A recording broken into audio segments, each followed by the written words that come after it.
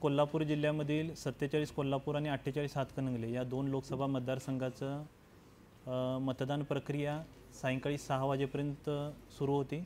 काही मतदान केंद्रावरची प्रक्रिया 6 नंतरही सुरू होती आणि आता पुढच्या एक 15-20 मिनिटांमध्ये सर्व मतदान प्रक्रिया पूर्ण होईल।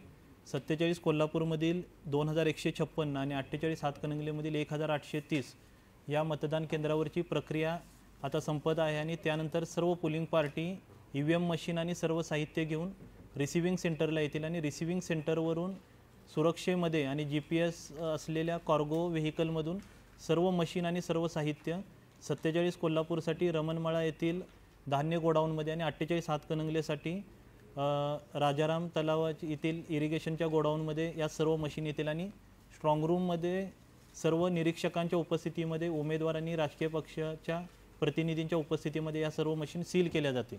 संध्याकाळी 5 वाजताची जी आकडेवारी आहे त्यानुसार 47 कोल्हापूरमध्ये 63.71% आणि 48 हातकणंगलेमध्ये 62.18% एवढं मतदान झालेलं आहे।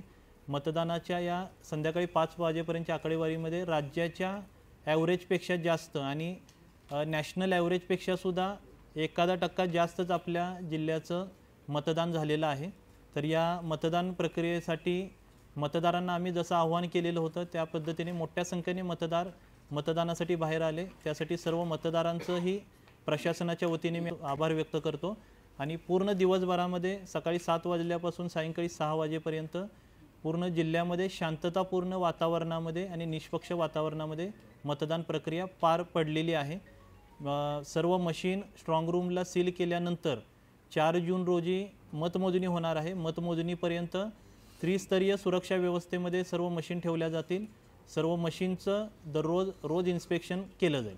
आचारसंहिता भंगाच्या अनुषंगाने आमचा मीडिया सेंटर आहे। मीडिया सेंटर पूर्ण सर्व सोशल मीडिया अकाउंटवरती आणि मीडियावरील सर्व बातम्यांवरती लक्ष ठेवून होता। मीडिया सेंटरला 11 सोशल मीडिया अकाउंटवरती काही ठिकाणी मतदानाच्या गोपनीयतेचा भंग केल्याच्या गोष्टी आढळून आल्या। त्या गोष्टी आढळून आल्यानंतर लगेच पोलीस विभागाकडून त्या सर्व पोस्ट आहेत त्या सोशल मीडिया अकाउंटवरून कमी करण्यासाठी डाऊन करण्यासाठीच्या रिक्वेस्टसुद्धा गेलेल्या आहेत आणि त्यासोबत या सर्व प्रकरणामध्ये गुन्हे नोंद करण्याची प्रक्रिया सुरू आहे। आतापर्यंत 5 गुन्हे नोंद झालेले आहेत।